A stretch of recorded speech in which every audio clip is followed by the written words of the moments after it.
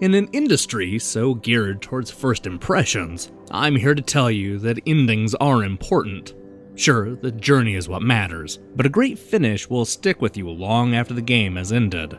That's the case with Pneuma, Breath of Life, the clever 3D puzzle game from developer Deco Digital, with a short run time and an obtuse design.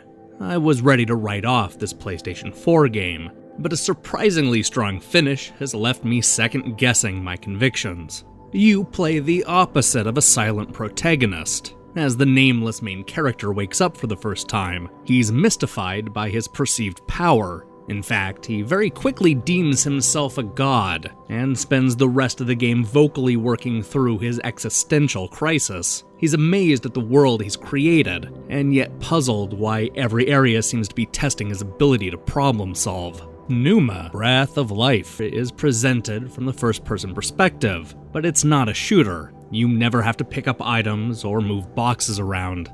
This game refuses to devolve into puzzle platforming. Your control over the world comes in other, less obvious ways. For example, many early puzzles require the player to make direct eye contact in order to open doors.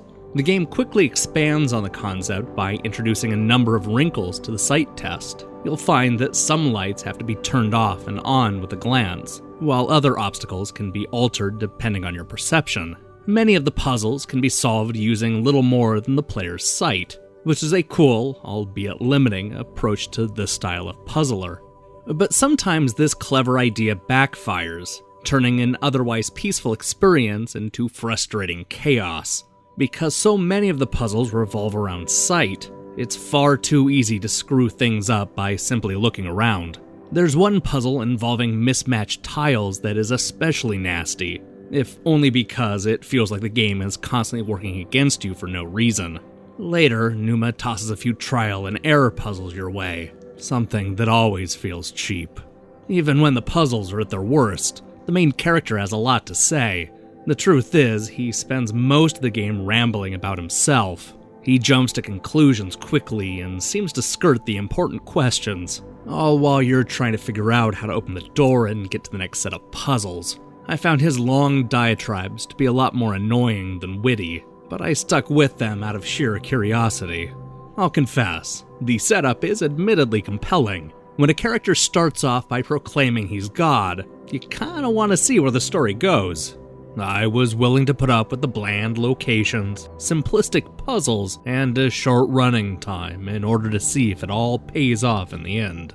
And if there's one good thing I can say, it's that Pneuma, Breath of Life, sticks the landing.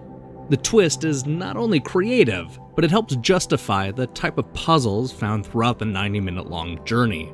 Unfortunately, an incredible reveal at the end may not be enough to warrant a purchase. The game is short and the puzzles aren't especially difficult.